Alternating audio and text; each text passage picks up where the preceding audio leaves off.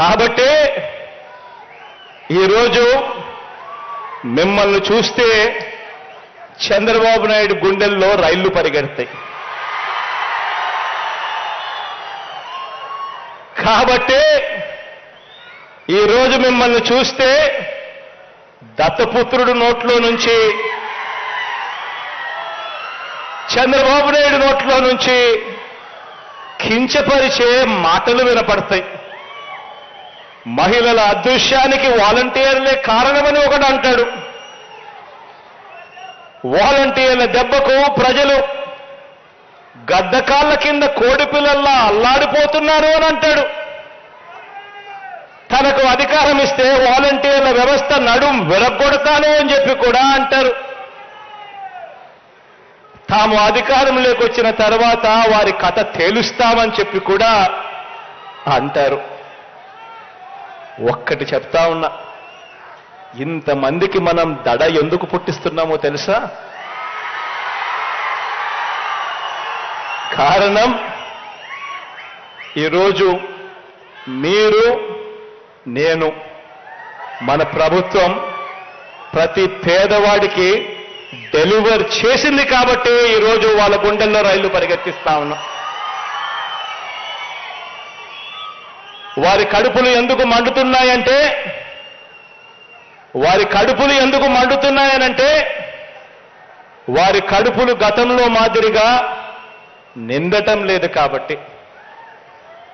వారి కడుపులు ఎందుకు మండుతున్నాయనంటే కారణం ప్రజల కడుపులు, అందులోనూ పేద వర్గాల ఖాతాలు నిండుతున్నాయి కాబట్టి.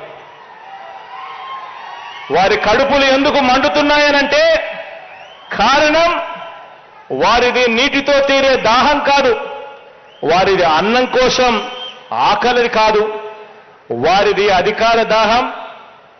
వారికి కడుపు నుంచి నింపేది కేవలం అవినీతి ఆకలి మాత్రమే వాళ్ళ కడుపు నిండుతుంది. ముఖ్యమంత్రి జగన్ గారు మాట్లాడుతూ ఈరోజు కూడా నా దృష్టికి వచ్చింది, 33,000 మంది ఆడపిల్లలు వైసీపీ వాలంటీర్ల వల్లే అదృశ్యమైపోయారని నేను అన్నానంటే వారికి వివరణ ఇస్తున్నాను. నేను చెప్పింది మీరు డేటాబేస్ కలెక్ట్ మీ వాలంటీర్లు డేటాబేస్ కలెక్ట్ చేయటం వల్ల ఆ డేటా ఎక్కడో హైదరాబాద్లో ఉన్న ఒక కంపెనీకి వెళ్ళిపోయి ఆ కంపెనీ నుంచి లీక్ అది ఎటు వెళ్ళిపోయింది. అదే చెప్పాను తప్ప ఏ రోజు కూడా వాలంటీర్ వ్యవస్థ సంపూర్ణంగా వాళ్ళు చేశారని నేను ఇప్పుడు అనలేదు. వాలంటీర్ల మీద నాకు గౌరవం ఉంది, కానీ కొద్దిమంది వాలంటీర్లు చేసిన తప్పులకి వాలంటీర్ వ్యవస్థ మొత్తం చెడ్డ పేరు తీసుకొచ్చిందని చెప్పాను తప్ప వాలంటీర్ వ్యవస్థ ఏ రోజు కూడా మొత్తానికి చేసిన నేను ఏ రోజు చెప్పలేదు. ముఖ్యంగా వాలంటీర్స్గా పనిచేస్తున్న యువతకు ప్రత్యేకించి తెలియజేస్తాను, మీ భవిష్యత్తుకు కూడా మేమందరం అండగా నిలబడి ఉంటామని తెలియజేసుకుంటా ఉన్నాం. ఈ ఉద్దేశంలో ఈ క్రమంలో జగన్ గారు ఒక నిజమైతే చెప్పారు, 33,000 మంది ఆడపిల్లలు ఆంధ్రప్రదేశ్ నుంచి అదృశ్యమైతే అని ఆయనైతే చెప్పారు. ముందు నేను చెప్పినప్పుడు ఎవరు నమ్మలేదు.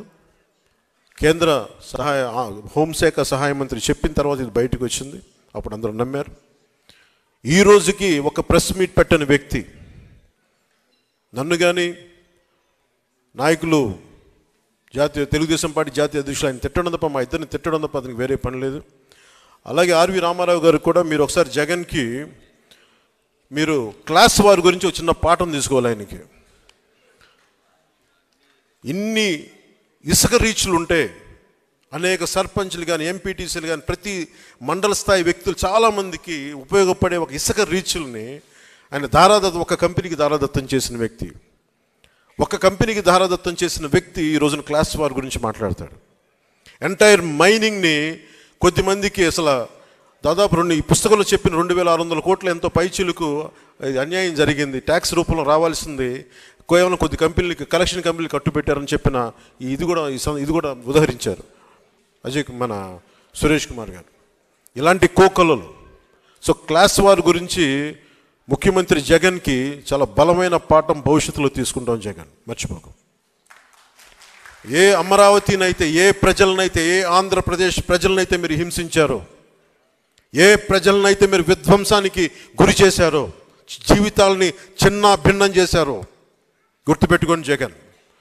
భవిష్యత్తుని మిమ్మల్ని కాలర్ రాస్తాం, గుర్తుపెట్టుకోండి. జై జనసేన, జై హింద్.